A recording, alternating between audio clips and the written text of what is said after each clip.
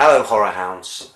Towards the end of last year I was mulling over the idea of ranking the Jaws films worst to best, 4, 3, 2, 1 if you're interested, and make my shortest ever video. But as you know, because you've clicked on this, I've decided that it would be much more fun and interesting to actually rank the deaths across all 4 Jaws movies, excluding the deaths of the sharks.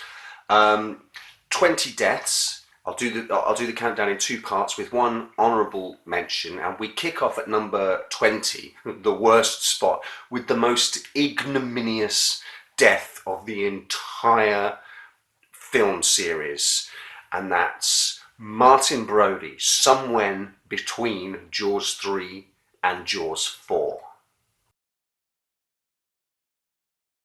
Now we know that in the real world, the reason they killed Martin Brody off is that there was no way on God's green earth that they were going to get Roy Scheider back into another Jaws movie.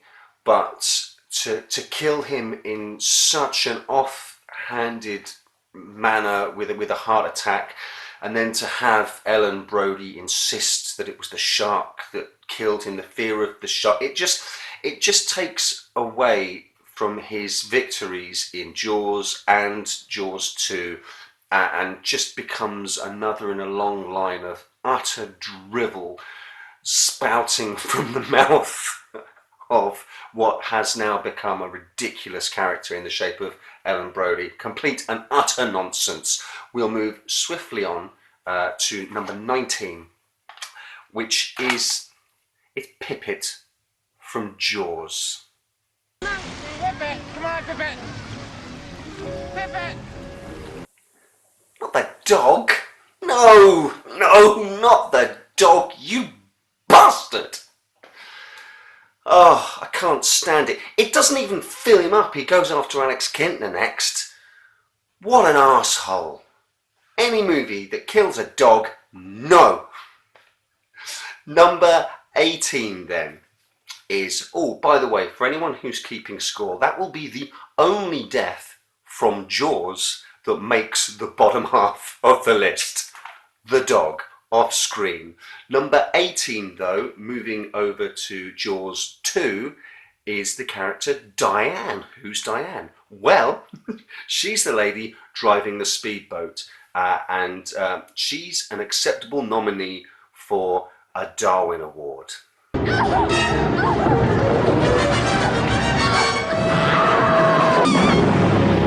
Yeah, I know you're going to panic when a giant shark's attacking you, but dousing yourself in gasoline and then firing a flare gun into your own boat, exploding yourself, is maybe not the most dignified way to go.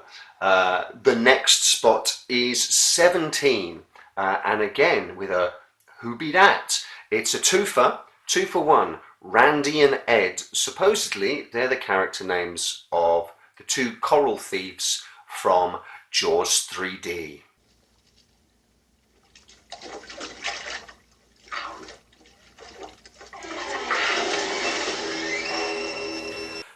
Does that not just reek of, oh, we've gone quite a while without the shark killing anyone. We need to drop a scene in somewhere where some people have to be out on the water for some reason. But we also need it to be cheap, so we don't want to show the shark. Cue Randy or Ed diving underwater and his torch going out, and Ed or Randy being pulled in after him. Next, up 1 slight quanta on the scale, at number 16 are the 2 scuba divers at the start of Jaws 2.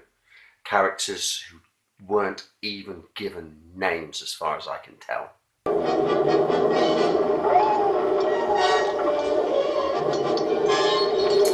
I really like the opening to Jaws 2.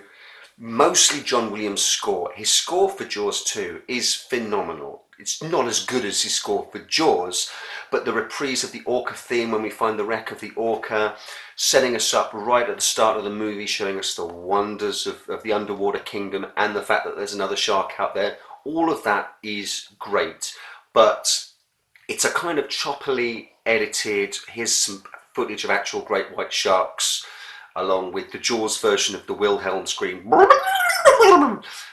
chopped about. They're more or less off-screen deaths, saved only by John Williams' amazing score.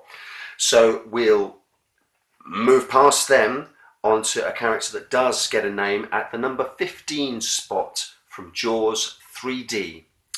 It's Shelley Overman. Shelby Overman.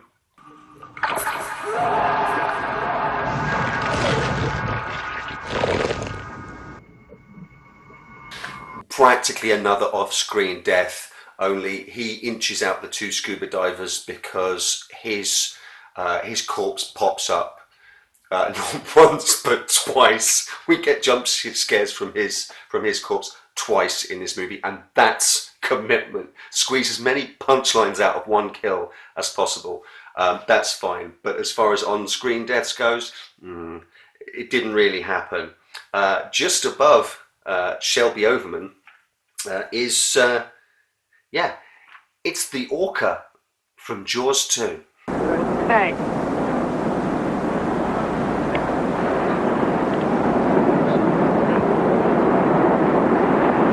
Yeah, I know.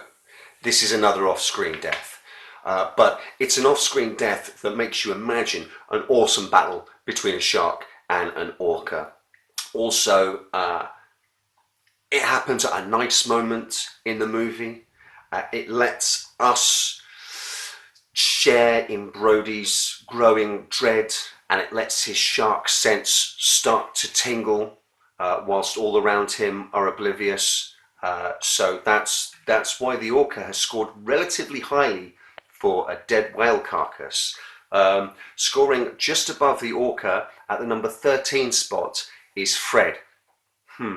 Again, who he? Well, he from Jaws 3D.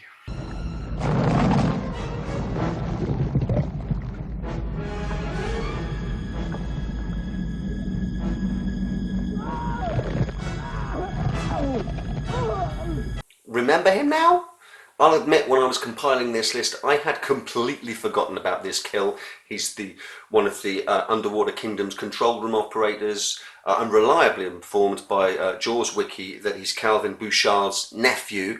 There's some nice underwater chomping there, though, going on. I do appreciate that. They've switched out the real stunt guy with a dummy that gets chomped on. But I kind of like that little detail. It's a nice underwater kill that you don't normally see in the Jaws franchise. But sneaking out Fred for the number 12 spot from Jaws the Revenge, it's Sean Brody.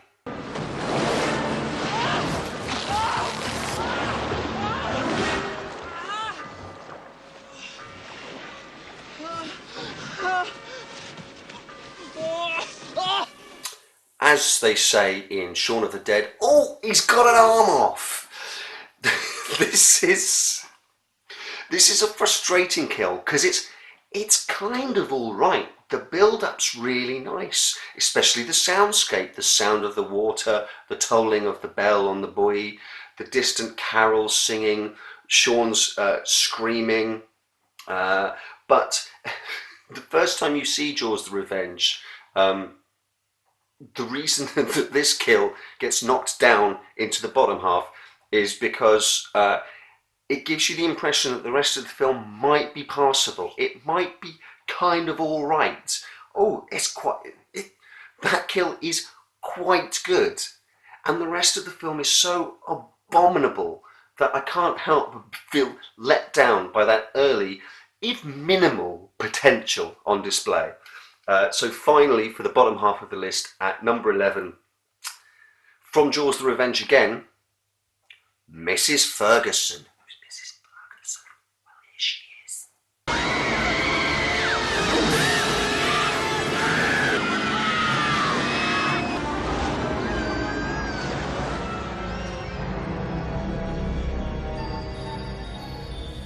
On a banana boat.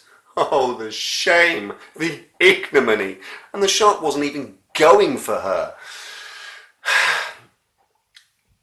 at least it's a bright spot in an otherwise turd of a film.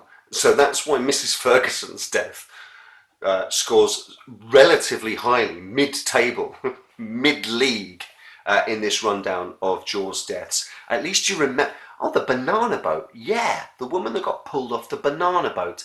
I remember the banana boat. I remember the rest of the movie being burnt out of my memory through years and years of psychotherapy and electric shock treatment. But I just couldn't get rid of the memory of the banana boat. So, yeah, Mrs. Ferguson and the banana boat, mid-table stuff. So that's it for the bottom half. Numbers 20 through to 11. The top 10 of Jaws deaths will be coming soon. Soon. Coming soon. Coming soon. Coming.